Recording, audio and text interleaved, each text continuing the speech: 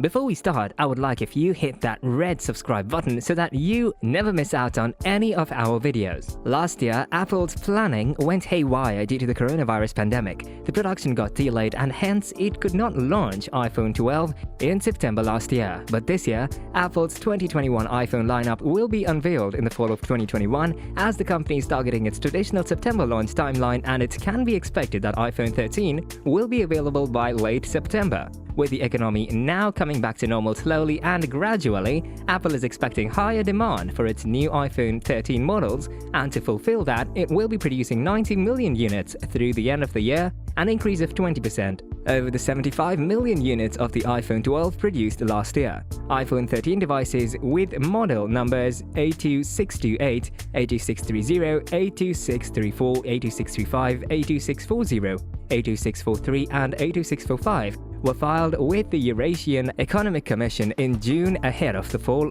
launch. If we go by rumors, then out of these four will hit the market. With camera improvements, faster chips, a smaller notch and maybe an under-display Touch ID. In today's video, we will discuss what we can expect from the new series of iPhone 13. So, let us start.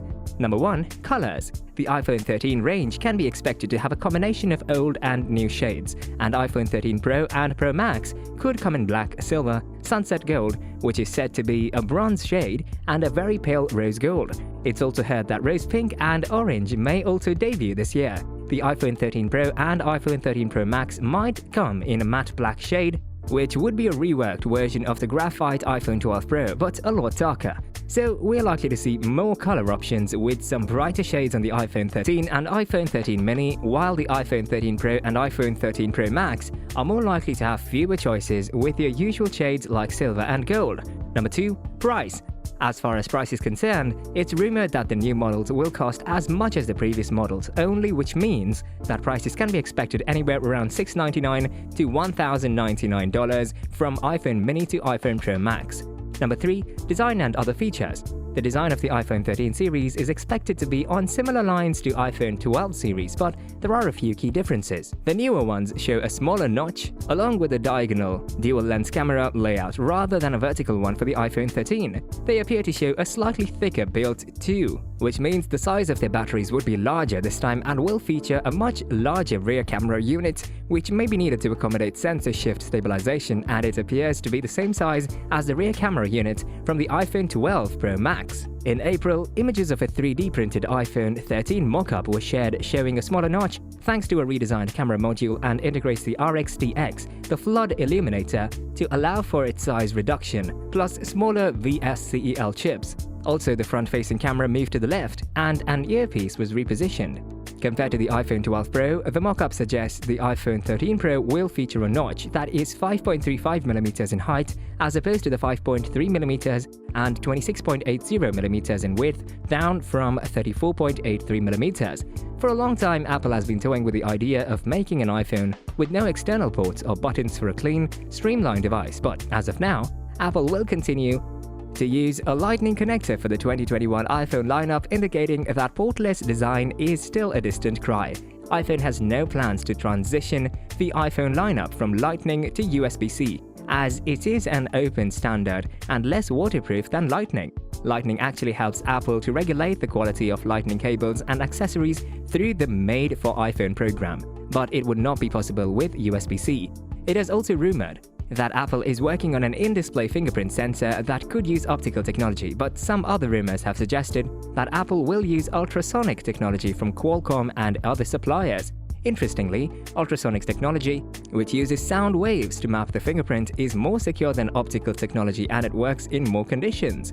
If this is implemented, then it would mean great news for iPhone users who cannot unlock their iPhones with facial recognition when using masks. And lastly, it is speculated that the one thing that will probably remain the same is the sizes of the phones.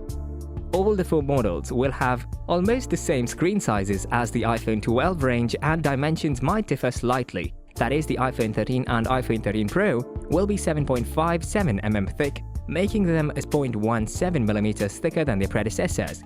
Number 4. Display. It was rumored that the high-end iPhone 12 models could feature 120Hz ProMotion displays, which employ LTPO display technology. LTPO has a more power-efficient backplane, which turns the individual pixels on and off on the display and allows for better battery life. The testing is already going on, so let us see if this will be incorporated. The iPhone 13 could also feature an always-on display like the Apple Watch, meaning some data like the time will be shown on the iPhone's lock screen even when it's off. Number 5. Camera.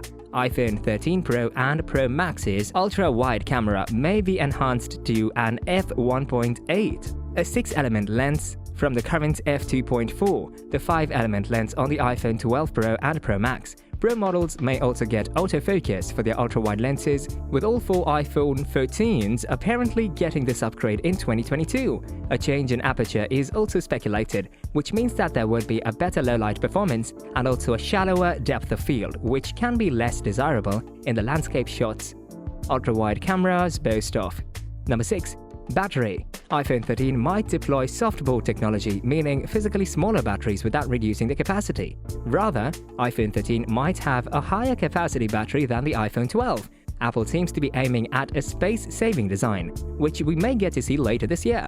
The new iPhone 13 range will include larger wireless charging coil, which would help in faster charging, better heat management, and potentially even reverse wireless charging.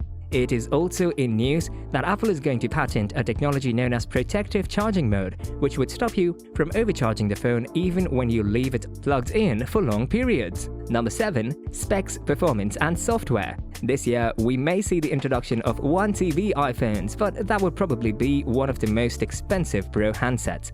Along with it, an advanced vapor chamber cooling is going to be deployed in the iPhone 13. As far as we know, iPhone 13 shall be powered by the A15 chipset. It would be a 5nm chipset with 3nm expected for the iPhone 14.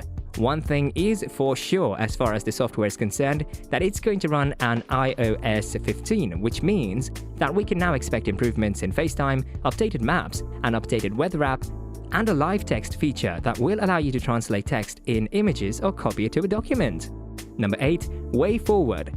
Once these 2021 series are launched, Apple is expected to make some major design changes starting with the 2022 iPhones. They will no longer have a notch, but will have a punch hole design that's previously been used for some Android devices, including Samsung smartphones, but it would be limited initially to high-end iPhone models only. But if the results are good, then all iPhone models coming in 2022 could feature the same design. So desperately waiting for the launch to happen and see how different it's going to turn out from the previous series. Please do share your thoughts and views in the comment section. That's all for today. I hope you liked this video. If you did, make sure to hit that like button and subscribe to our channel so that you never miss any amazing video from us.